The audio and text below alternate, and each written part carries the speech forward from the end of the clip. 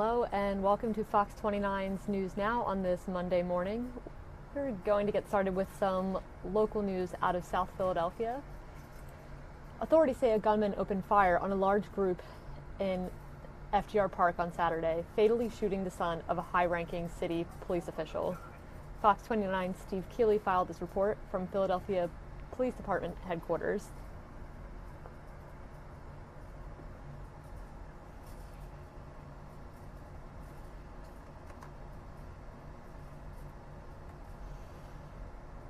Nick Flacco had come home from Penn State Friday because Friday was a big birthday for him.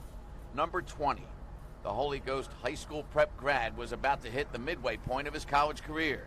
The proud son of a Philadelphia police chief inspector and the commander of internal affairs, Chris Flacco, and proud to be back in his hometown with his rejuvenated home team, the Phillies. Here near where the Phillies were playing, Nick and his friends were hanging out in FDR Park, right across Patterson Avenue from the Eagles practice facility, and right across Broad Street from the Wells Fargo Center, when for some still unknown reason, just past 10 o'clock, some still unknown guy with a gun began firing.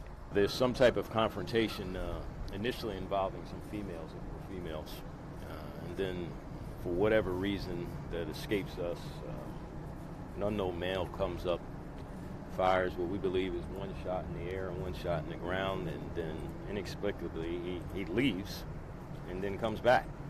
And when he comes back, he then fires one shot, striking Nicholas Flacco in the chest, where he was subsequently pronounced dead at the hospital. I think about all these parents, all these mothers, all these fathers, grandparents, guardians, who suffer the same fate. And many times we are unsuccessful in bringing these cases to a resolution. Fortunately, with murder, there's no end game, and that we have time. Sometimes that time doesn't work out for us, but this is why we need for people to help us in all these cases, and we believe that unlike crime shows on TV, that usually someone knows something. The Flacco's big police family added $10,000 to the Philadelphia City $20,000 reward in all murders. Then the rest of the Philly first responder family, the Philly Firefighters Union, added another $5,000 to make it $35,000. Maybe enough money to entice that someone out there who knows something about this. At police headquarters, Steve Keeley, Fox 29 News.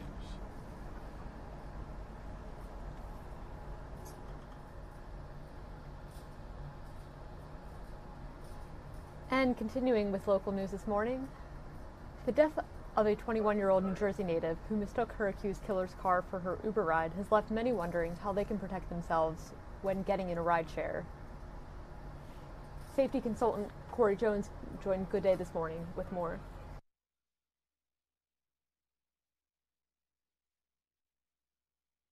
A vigil was held yesterday for the University of South Carolina student from Robbinsville, New Jersey, who was found dead over the weekend. Police say Samantha Josephson was out with friends Friday when she left with her friends and got into a car she thought was her Uber, but it actually wasn't. The man driving that car, Nathaniel Rowland, has been charged with kidnapping and murder. Her father saying he's now taking his grief and turning it into his new mission, warning others to use the buddy system. Samantha was by herself. She had absolutely no chance. None. The door was locked. The child safety lock was on. She had absolutely no chance in this. If there's somebody else in the car, there's actually a chance. And I don't want anybody else to ever go through this again. I can't tell you how painful this is.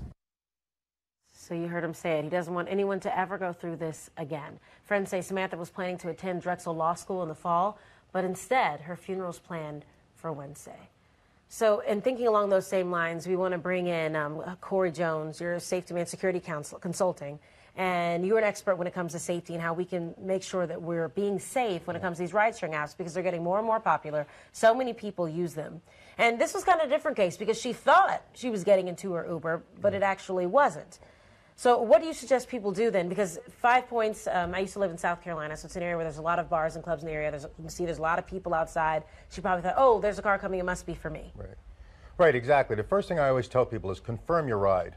The apps that you use give you a picture of the ride, your car, the license plate number, and a picture of the driver. So just take 2 or 3 seconds, look up out of your phone, and just confirm your ride. So make sure you check that license plate, so maybe go around to the back first. Go around to the back, you know, look at the car, you know what kind of car it is. It even gives you the color, and you can look at the driver and say, hey, I'm Corey, you my driver? Some people say, too, you should ask them, you know, who are you looking for? Because won't they have your name as well? They'll have your name and they'll have your picture if you upload it to the app. Yeah, we actually had an Uber driver who just weighed in, and they said also a lot of people don't put their own photos on the app, and so it's hard for them to know, too, who they're looking for. Exactly. And the other thing is exactly what her father was saying, you know, sadly but passionately.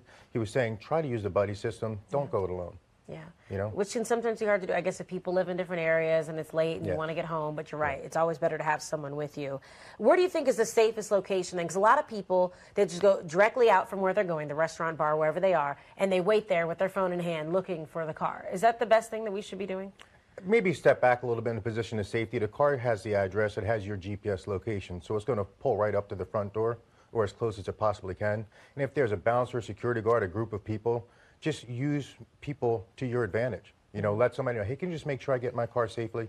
You know? Because I've also read in some cases, if someone is doing wrong and they're not an Uber driver, but they're kind of trying to get someone, that they're looking for someone who's standing out there holding their phone out because they know, oh, they must be waiting for someone in a car. Right. And so kind of sends a signal like this is someone I can go up to. Exactly. And people don't like to make a fuss. You know, if you go up, oh, it's not the right car, and that guy's probably not going to get caught because people don't like to make a fuss. They've been drinking. They just want to get home. So you're less likely to get somebody to call 911. But definitely, viewers, when you're out there, if you see something going on that looks funny or shady, see something, say something.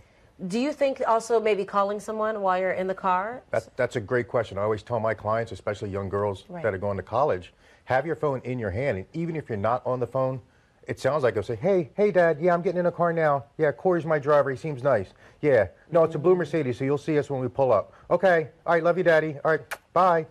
Now, it sounded to you like I was just on the phone, but now that Uber driver says, wow, she just gave my information to a male at a location, and then you hit share my ride once you're inside the car, and it shares GPS live tracking of where that car is going. Have your phone in your hand, be ready to hit the safety features, which I showed you, right? Or dial 911. Well, I like that you mentioned that way it puts the driver on notice. It like, puts hey, the driver they know, on blast, right? We know. Exactly. Now, you mentioned the safety features. So I didn't even realize this, and I've been using ride-sharing apps for years now. So within the app, what can you do? You can share your location. Yes, you can share your location with anybody in your contact. So that literally means it just sends them, they can track you and make sure you get to where you need to be. Exactly. And if you veer off course or stop for a long time, they can call you, they can call the police, they can call Uber. Okay, and also within the app, there's some more safety features. What are the other ones? Yeah, there's a whole button that says safety, and you hit that, you can talk to Uber, the company, you can report stuff through 911, or it can just cancel the ride for you automatically just by hitting that button. They're all right next to each other, big red buttons. Now that's for the Uber app. What about for Lyft? Does they have the same thing? Yes, Lyft has Share My Ride. Lyft has Contact 911 also. Okay. And again, remember, these problems, or the problem that we're talking about with South Carolina had nothing to do with Uber. Uber was above board in this. It was just some scumbag that was taking advantage of a poor, lonely girl. Yeah, it's just a horrible situation, and you know, you don't want to blame her either because a lot of people do that. I've gotten into the wrong Uber before. It happens. You just think, oh, this must be it because I know it's pulling up, and you see a car pulling up. So this is just important reminders that we need to do. Yeah. So thank you so much, Corey. We appreciate it. And you're with Safety Man Security Consulting. Yes, so, thank you, Alex. Thank you. Okay, we're going to take a break.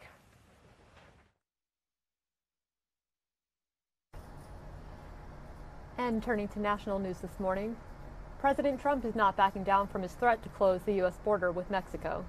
The move is a response to growing waves of immigrants heading to the United States for asylum.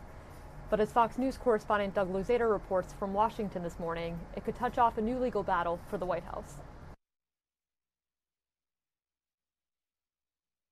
Up on 712, President Trump isn't backing down from his threat to close the U.S. border with Mexico, and he says the move is a response to the growing amount of immigrants heading into the United States. So Doug Luzader has more on this story from Washington. Good morning, Doug.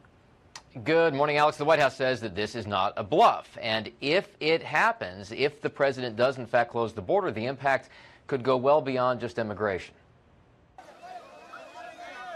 With wave after wave of Central American immigrants overwhelming U.S. agents along the southern border, the White House is backing up President Trump's threat to close the border, warning that it's not just idle talk. It certainly isn't a bluff. You can take the president seriously, and here's why. 4,000 migrants apprehended in one day recently. We're on track this month for close to 100,000. We have never seen a surge like this. Late last week, the president spoke about the possible border shutdown as something that could happen any day now, he said. They'll close it, and we'll keep it closed for a long time. I'm not playing games. The move would have huge ramifications. The U.S. Chamber of Commerce says the United States and Mexico trade $1.7 billion of goods each day. And there is also a focus on the so-called Northern Triangle countries, Guatemala, Honduras, and El Salvador, with the administration threatening to cut off funds, as some Democrats argue that exactly the opposite should happen. When the president says he's going to close the border, that is a totally unrealistic boast on his part. What we need to do is focus on what's happening in Central America, where 3 countries are dissembling before our eyes and people are desperately coming to the United States. And Democrats have long argued that this was a manufactured crisis and that the president has gone too far by his declaration of an emergency at the border to begin building his border wall. Alex. Well, just like it says behind you, I'm sure this will be a border battle for a while. Yeah. Okay.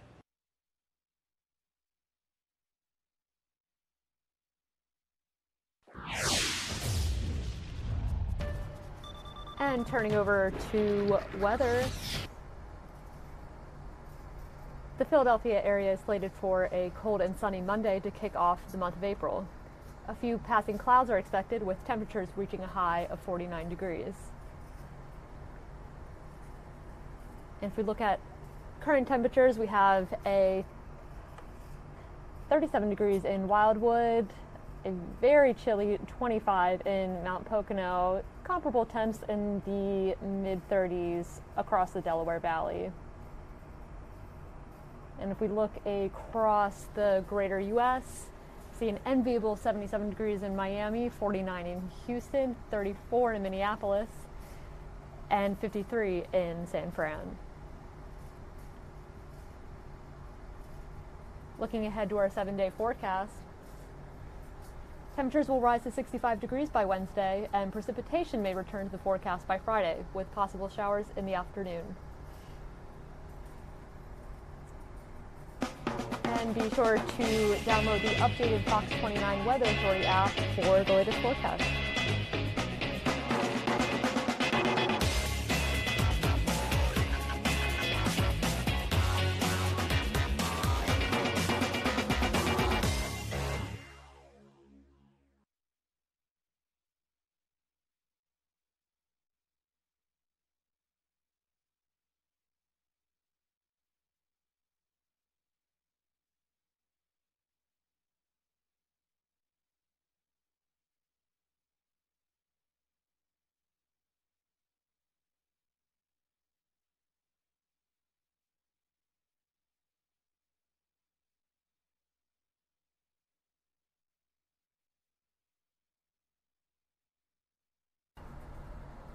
And some mic troubles there, sorry about that.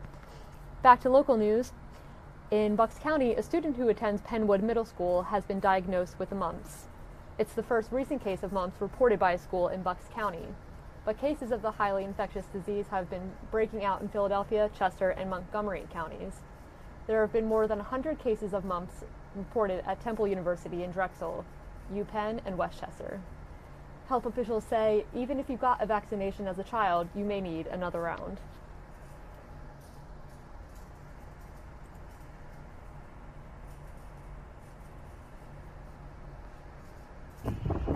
And in Burlington County, a forest fire that started Saturday in the South Jersey Pinelands is now 75% contained. The flames are burning through 2 counties, Burlington and Ocean. Governor Murphy is asking everyone who lives in the area to stay vigilant, with plumes of smoke visible from 40 miles away. So far, the fire has not damaged any homes or businesses, but officials are still investigating the cause of the fire.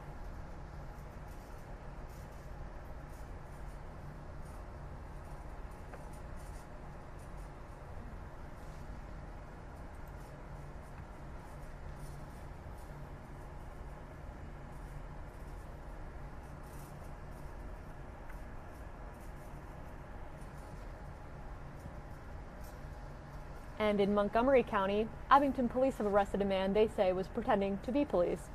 Police say 42-year-old Dennis McGowan had flashing lights on his SUV and the words, "Caution, K9" inside when he pulled over a car. He allegedly threatened the people inside, saying, "Give me the weed or I will let my dog out on you." They did, and McGowan left. Police arrested him a short time later, charging him with robbery, false imprisonment, and impersonating a public servant.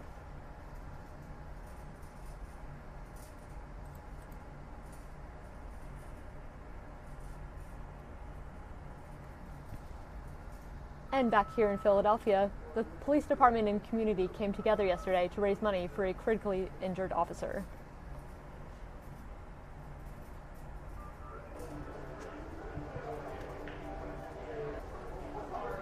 Folks gathered in Chinatown to support Highway Patrol Officer Andy Chan. Chan was critically injured when a driver slammed into him on his motorcycle nearly 4 months ago. He remains in critical condition. But last month, doctors took him off a ventilator. His family and friends are praying for a full recovery.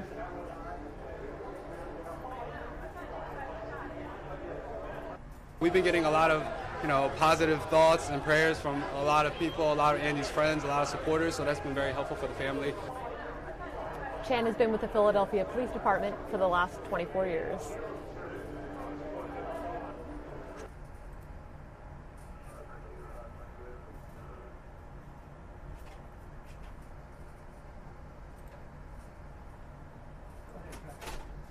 And on Good Day Philadelphia this morning, what is survivor's guilt really like?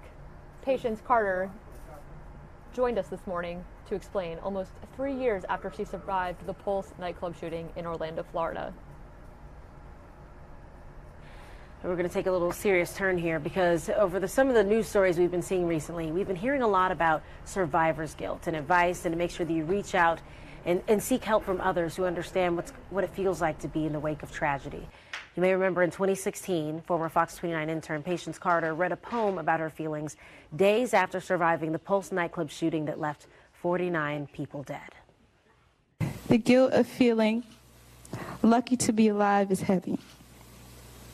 It's like the weight of the ocean's walls crushing uncontrolled by levees. It's like being dragged through the grass with a shattered leg and thrown on the back of a Chevy. It's like being rushed to the hospital and told you're going to make it when you laid beside individuals whose lives were brutally taken.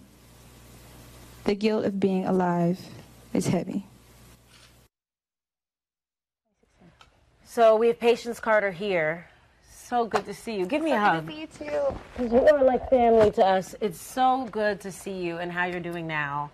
Yeah, it's been a while. Yeah? How do you feel when you look at that video view of yourself back right after it happened? It's just like I've came a long way. That's what I really feel. Like it's been such a long time since I've been in that space, in that mental space. So I'm just happy to be here. So. And we're happy that you're here. And Thank you. I think a lot of us, we think about you all the time, of course, but we especially thought of you when we started hearing these stories about some of the survivors of the Parkland shooting and how they've taken their own lives. There's 3 total. 2 of them after the Parkland shooting, and then there was a father of one of the Sandy Hook victims. And I think it took a lot of us by surprise because we think of people like you who we see, oh, wow, well, she's doing so well.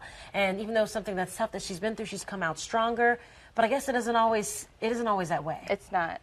There's always so much more going on behind the scenes, and that's really what it was for me. I know, like, every time I came here, I put on a good face, but I was struggling with a lot of things. And the most important thing that really helped me get through was leaning on my support system. And that's a huge thing. You have to lean on people that understand your pain and understand what you're going through. And a part of that is also identifying which people to lean on to, because if you're leaning on people that are also broken too, they can't take that pain as well because they have their own. Right. So you have to understand like who's there, who can support you, and who has the ability to lift you up. So it's just understanding that support system and finding it. So would that mean like family members, or are you reaching other victims who've been through something similar? It's a wide array of people. Right. Your loved ones, your friends. There could be Facebook groups. I'm part of many Facebook groups for Pulse, other mass shooting survivors. So just staying connected to that community. I'm also close friends with Parkland survivors. So just staying close and connected with people who really understand the level of trauma that you've gone through is really important. And I think that's, like you mentioned that, because so many people, you know, when we hear about these stories that seem to be happening way too often, we think, oh my gosh, this is so horrible, but we can't imagine what it's like to go through that. So a lot of people, when they're saying survivor's guilt, and they say, oh, it's when you feel bad for surviving something when others didn't, but is there more to it? Like, how do you describe survivor's guilt? It's honestly the heaviest feeling that you could have for yourself. It's a mixture of some sort of self-hate that you have towards yourself for surviving. Yeah. Like, for me, that's what it was. Like, there was a period of time when I hated the fact that I existed and so many other people did not. It could be that deep. And you have to talk to other people that really, really get it, that really understand, because you could be that close to taking your own life. And you could be smiling, you could be saying that you're okay when you're really not, when you're really hating the fact that you're having this chance at life and so many other people don't. So you can't take it at face value when someone says they're okay after they just survived something so horrific. Constantly following up, constantly encouraging them, and making sure that they're connecting themselves with other people that understand and really, really get it. So don't take it at face value if someone just says they're okay. Just keep following up with them. So. And in fact, you shared with me, because, you know, I follow you on social media. I'm like, oh, wow, she's doing so well. But you even shared with me, you've had some low moments where you were even considering. There was so many moments, and my fiance can tell you, where I was just spiraling out of control. Because what people forget is that trauma survivors are people too. So they're going through all these other things in life, and all these normal things that were normal stresses. Now they're super stresses because you're already in this super, like, it's just hard to explain. Like, everything that you would normally go through and be able to get over it, everything just becomes so much more compounded. Yeah. So it was so many moments where I wanted to take my own life, and I was just like, I'm just appreciative that I had the people around me to keep lifting me up, to keep supporting me. Every time I wanted to just end it all, people kept reminding me that I am valuable, that I am worthy, that I am supposed to be here, that I do deserve the second chance at life, and it doesn't matter how you feel inside. It's not going to be the end. You have another chance. Don't give up. So you just need that constant support, because you will feel it inside, like you can't move on, but just know that you can. So. Well, we're so glad that you're getting through this. Yeah. And you do have some positive news to share. Yes. We want to tell everybody? I'm getting married. Let's bring him in here, the fiance. And I'm sure he's been part of that support system that you're talking about, right? Yes. Hello, Alex. Alex, nice to meet you. It's good to see Alex and Alex. So tell everyone, when's the day? Like, give us details. So it's August 25th. Okay. So just stay tuned to all of our social medias and stuff. We have a huge announcement coming up soon. Right? Yeah, we have a huge announcement by the end of the day, actually. Oh, okay. You sure you want to just go ahead and say it now? I'm pretty sure they're watching, so I don't want to. Yeah, I don't want nobody getting upset about us. Okay, but you guys, when we talk about having a support system, you guys kind of found each other through this tragedy, right? Yes. Yeah, absolutely. So it was kind of crazy. I like to let you tell it because you say a lot better than me. Yeah, I just lost my sister, Kara Murray. And that was one of your friends who you were with at the Pulse Nights Club that night. So it was a lot going on, you know, family hurting, you know, parents hurting, friends and family are hurting, and I don't know, we just like found love through all that tragedy, and it was tough. It's still tough at times, but you just gotta keep sticking with it, you know, like you don't want to go through things like that alone, like my fiance mentioned. Right. And you said he was one of the first people you saw when you were in your hospital bed? Yeah, so I was actually coming out of surgery, and his family, like his mom, his dad, and him were walking in. I saw everybody, but for some reason we connected eyes and we just kept looking at each other. I was like, okay, hey you. But you didn't know then where you'd be now, did you? So, definitely didn't know. Yeah. A long road later. Well, congrats to both of you. It's really, really great to see. And patience, we always love when you can stop by and share how things are going for you. Thank you for being so open about your journey and your experience. And in fact, aren't you writing a book? I am writing a book. And well, I'm actually done the book. It's Survived and Live, Lessons on How to Heal from a Trauma Survivor. So it'll be available everywhere June 9th. So just stay tuned to everything on my social medias, at Pay Carter, at The Official Outlaws. It's our YouTube channel. So we have a bunch of stuff coming out this year. Well, when it comes out, you'll have to come back so we can talk more specifically about the book then. I would love that. Thank you. We can't wait to hear this announcement a little bit later. I'm like, what's going on here? And more from Good Day Philadelphia this morning. Hoping to keep a beloved children's bookstore open, the owner has decided to sell her Wall of Fame, a wall that includes the signature of famed authors such as J.K. Rowling. Fox 29's Bill Anderson had this report from Booktenders Secret Garden in Doylestown this morning. silly. Anderson. Okay, he's trying to keep the beloved going on, bookstore guy? open for kids. Hey, Bill. We are. I feel like I'm in Miss Major's class. So we're sitting down having a discussion at the Booktender's Secret Garden with my new friend Ellen Major. Good morning to you. Good morning. You were telling me that this is just history to you, but now it's kind of a struggle. You're trying to save the bookstore. Right. I would love to, but I'm at the point where after all this time, we had a flood. After all this time, doing it by myself is impossible. So when I couldn't find a partner and I couldn't find a place to move to, I decided that had to be it. And 36 years is a long time. Guys, 36 years. Let's get up and walk so we can show things. 36 years, and the history is really what we're here and what we're discussing. Right. So you've had a little bit of everybody come through here in those 36 years. Yes. Tell us a little bit about it. Okay. Everybody gets excited because Joe was here, J.K. Rowling, but they see Mark Brown, Arthur on my wall, or they see David from No David. It's so funny because kids through adults go, I know who that is. And this wall, you're now, because you have to sell the store, but you've got 36 plus years of history and tens of thousands of dollars of value. You're selling the walls? The wall started in '95, and I have to sell it because it's huge. But I would like to sell it to somebody who's going to donate it somewhere where it can be shared with other people, because it's amazing.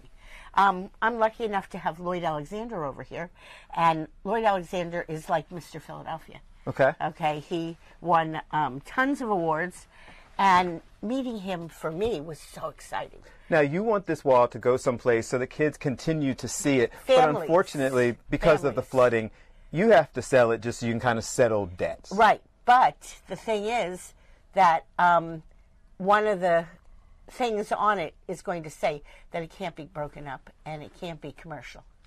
Guys, my friend Ellen still wants everybody to come out to the Secret Garden, Booktenders, see all of this. It's amazing. Like the history we've been discussing, the people who have been here. Come on out, get a book, talk to her. You will be here for a while. See the wall, maybe buy the wall. It is amazing out here, and we thank you for letting us spend at least a couple minutes with you. Thank you. It's a special thing for me. So it's nice to share it. Guys, you got to come out here. You will find some special history and gifts for friends and family, maybe yourself. Oh, that's wonderful. That's great. Like a donor that loves books, maybe they can buy that and put that in. And it's such a great idea to have people sign that. That is wonderful. So Mike needed to get some more meds. He's starting to get pain again, so we want him to take care of that.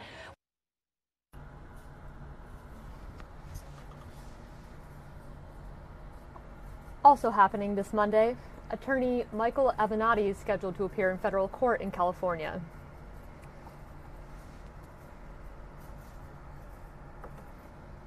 Avenatti is set to attend a hearing in Orange County as he faces several counts of fraud.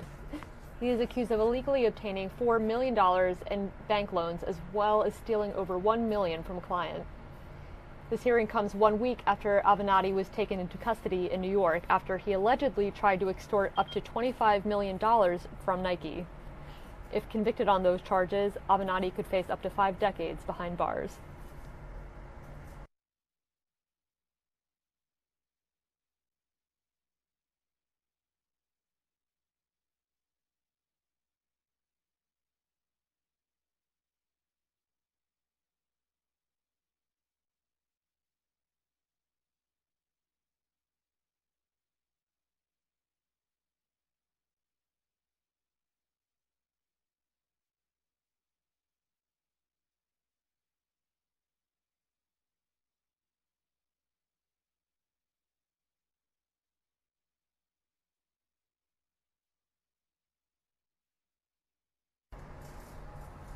And more from Fox 29's Good Day Philadelphia this morning. Philly's own Boyz II Men popped a very important question. We shared this epic proposal with you last week. And this morning, the lucky couple joined Good Day Philadelphia with more. Yes, because it's prom seasons. You know what that means? All of the kids coming up with creative ways to ask each other to prom. When we were in school, They just said, hey, you want to go to prom? And that was it. Would just get on my horse and ride over to her house. I think my date, he just assumed. I was like, you're not going to ask me to prom? He's like, I just thought we were going. I didn't know I had to ask. Yeah. That's not good. It's great. But nowadays, that's all fine. And they have to go over and beyond. But we really like this promposal. So, Overbrook High School sophomore, Jalen Doggett, he knew that if he wanted to ask his girlfriend, I think you're a junior. You're a junior. Yeah, she's a senior. Sorry. He's senior. So, junior, excuse me. He knew if he wanted to ask his girlfriend, Angelia, to prom, he had to come correct. So we got some help from his famous cousin. This is Sean. This is Wanye, Boys to Men. And this message is for Angelia, for my nephew, Jalen. Yes, yes. He wants to take you to the prom. And it would be an honor. An honor. It would be his honor.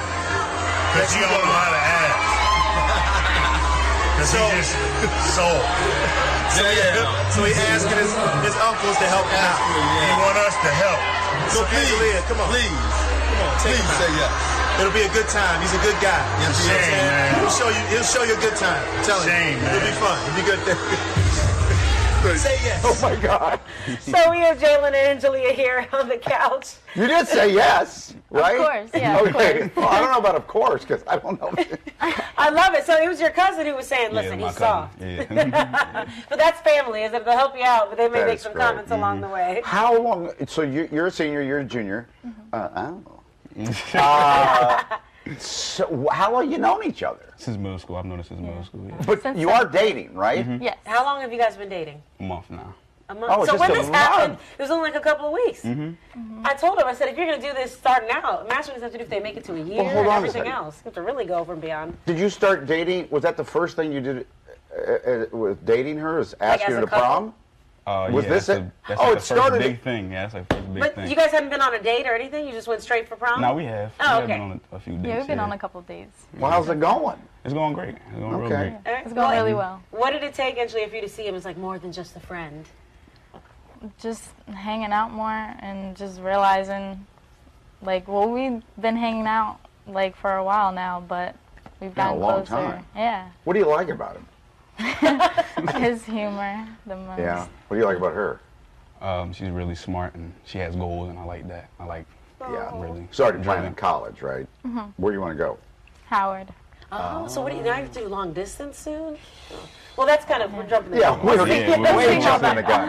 Well, let's talk about prom because when is prom? May 10th. May 10th. Yeah. So do you already have the color and all that? You guys going to be coordinating? Yes. Now, one thing I know in Philly, they have big send-offs. So you're going to have a big party when you guys head off to prom? Or what are y'all going to do? Oh, yeah, we're going to have something when we head off, yeah. Yeah, we're gonna have friends come over, take pictures before we go and everything. Do you think maybe Boys to Men might show up? I don't think they would. He's like, listen. At least you got the video, though. At least. So what did your friends say, Angelia, when they saw, oh my gosh, Boys to Men helped you get to prom? They were like, they were surprised with me. They were like making sure they were talking about you, right? I'm like, I think I'm not.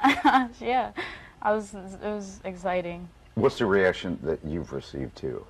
Everybody's classmates. like, wow, that's your cousin? And everybody like was... Oh, they didn't know? Yeah, they didn't know it. I didn't tell anybody about it because I didn't want it to be like I was boasting or anything. Right. I was bragging. Mm-hmm. But yeah, they were all surprised. And And were some of them upset? Like, man, now I got to find something to do. yeah, now nobody knows what to do. Yeah. Where's it going to be, the prom? Lucian's Manor. No, it's beautiful. Oh, that's going to be nice. Yeah. What are the colors? What colors are Okay, you we're gonna be. My dress is rose gold. Oh, And very then nice. Tell them what to. My vest is gonna match her dress, and I'm wearing all white, like an all white suit. Okay. Very nice. Really nice. Now, Angelia, I have to ask, had he not brought out Boys to Men, would you have said yes? Yes, I would definitely. I still would have said yes. I was just expecting like a poster with a question on it, but then when I saw the video on the announcements, I was. Oh, I that's was right. shocked. He played it for everybody to see. Yeah, like the whole school saw it on the morning announcements. It was crazy. And I guess you weren't ever thinking she'd say no, right? Yeah, you knew. I knew she would. Have you had a crush on her since middle school? Mm-hmm. That's what I thought. Yeah, a little bit. You know, sometimes it takes us guys a long time. But that just makes it that much better. Yep, Because but you now got they're it done. friends, they have the foundation. Yeah, it's good. Well, good luck. Yes. Thank we you. want to see pictures when prom happens and all that. Definitely, yeah. So thank you. Thank you. We might even send the Thanks for camera having to us. that. Oh, and we have presents for you guys. What is this? So you heard it's your anniversary. how 23rd. sweet. Here, I'll get it for Mike. Can you handle it for me? Sorry. My mom made them for you. Oh, What? Is she here? Yeah, she's right over there. Oh, thank you. Should we open them here? Mike, do you need help? Oh, You got this it. is nice. Oh, it's mugs. And they're custom. I love this. That is really good. Thank you. Thank you. Okay, we can tell the sweetness runs in the family. Oh, I Let love me run it. over and give you a hug. Well, maybe not today. Yeah, no, maybe not. Just maybe a pat on the shoulder. Have a great time. Yes, have a May good one, 10th. guys.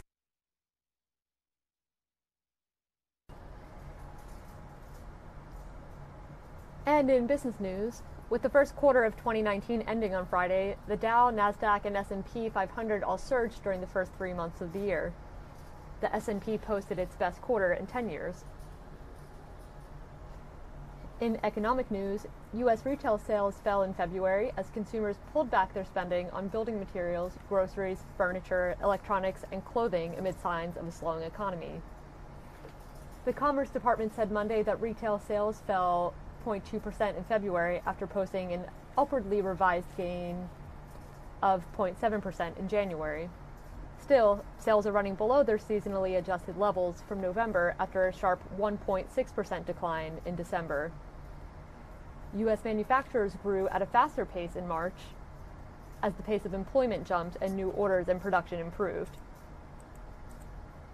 The Institute for Supply Management, an association of purchasing managers, says that its manufacturing index rose 55.3% last month, up from 54.2% in February. Readings above 50 point toward an expansion in manufacturing. The sector has been reporting growth for the last 31 months.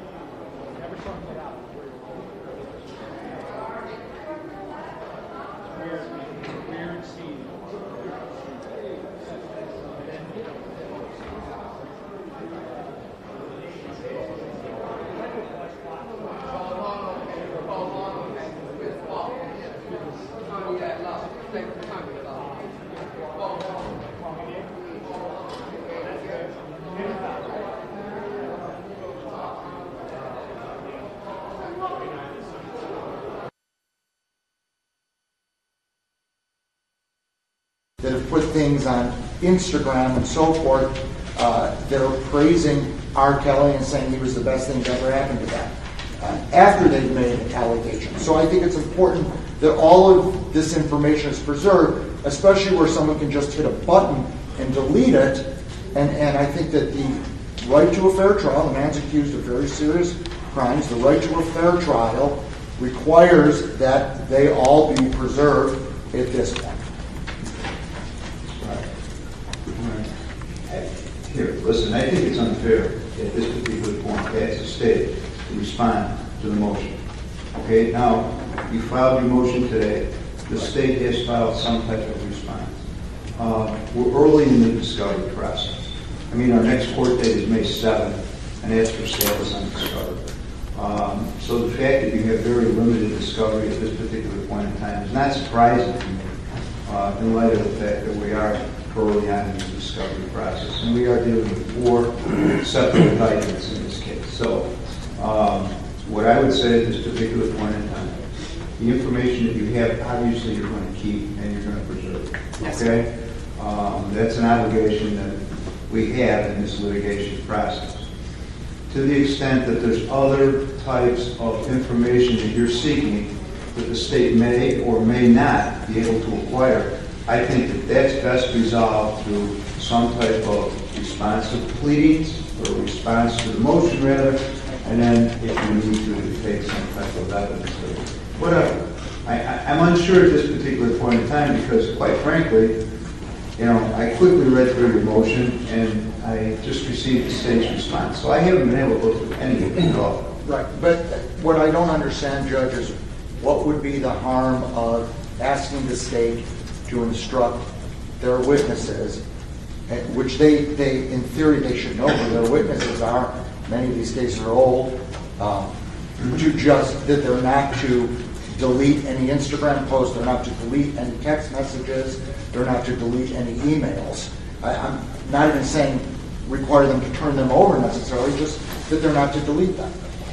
I think that's a minor request, and it doesn't seem overly burdensome.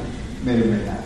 Judge, at the tip of the iceberg is the fact that counsel has already stated that Mr. Avenatti was the attorney for, I believe, all of these people. So we're delving into the realm of attorney-client privilege. And that's a whole, I understand that's for a separate motion, but there's not going to be any attorney-client privilege when it flushes out, because not an attorney in Illinois who's engaged in an unauthorized practice of law. Let's see what happens. Okay? Here's what I'm going to do at this point in time. You filed your motion, you filed a response to plead. You probably want to respond to that, I would assume. Sure. Okay. Why don't we take this up on May 7th? Okay. All right? We'll get something on file long before. In light of the fact that that's our date for status on discovery, and this goes right to that issue, I think it's appropriate that we deal with it at that time. Okay? Judge, if I can, counsel also, I believe it was the last court date, maybe prior to that, he filed a motion to modify bond to allow the defendant to travel to Dubai specifically in that motion. And today I'm just seeking leave for the state to file a response to that motion. I'm happy to address it if you want, or I can address it on the next court date. Well, what's the status on that? Mr. Anton is dealing with that matter. He's a gentleman from New Jersey, Florida, and I have not spoken with him. But as I indicated last time, if it turns out that he is going to try to go, we'll bring the matter to the court's attention again. I understand that the chances of him being allowed to go are pretty slim. The state's, my concern was what was represented in the motion just was not borne out to be true. And so that was my primary reason in putting all that in writing and in our response, was because what was represented to the court in the motion was simply not true. The Dubai media office has responded publicly that Mr. Kelly was never invited there, he was never doing any conferences there or concerts there, and he certainly wasn't being invited to see the royal family, and all that was in the motion to the court. Well, expected. Well, he did say that he was. And in fact, the document that was presented to the court was not really a contract. At best, I guess I could construe it as a memorandum of understanding. But there were no amounts of money to be paid. There were no venues listed. There were no firm dates. And I can explain why that is. There's no need to explain it right now, because the motion's not before me. Right. It was under and continued, but I'm going to deal with that on May 7th also. Yes, sir. Okay, so you can file your response today, and then I'll never. But it's either going to be, I'm either going to rule on the motion, or you're going to withdraw it. Well, the dates, Judge, are in April, so I suspect if we don't come soon in the next couple of weeks, it's moot. But I don't want that hanging out. Right. Okay, so we're going to dispose of it one way or the other on the next board date. Judge, I can withdraw now and just file a new motion if it comes up. That's fine. All right, so the motion for trail is withdrawn. Thank you. Okay. Anything else? All right. 9:45 on May 7th, and he needs to be here. Yes. Okay? Absolutely. Thank you. All right, anything else? No. All right, thank you. We're in recess.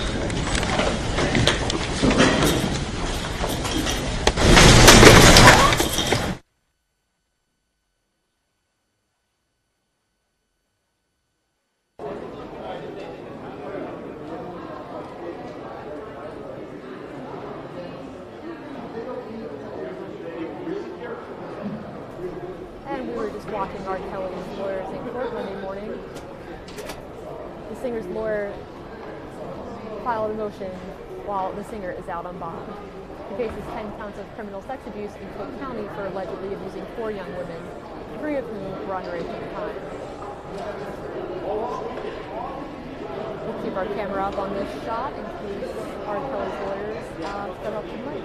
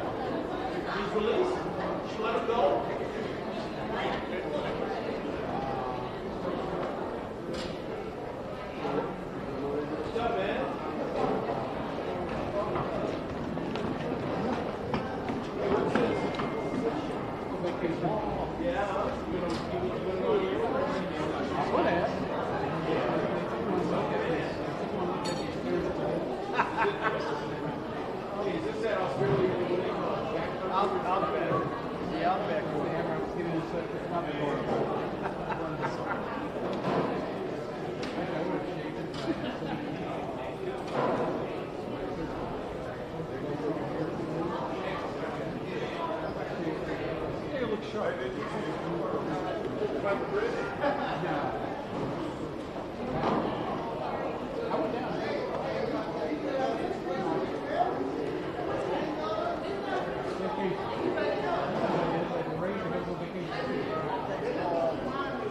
all you got after a week? That's all you got after a week's vacation? You got to start eating something. Crank it up a little bit. Come on now.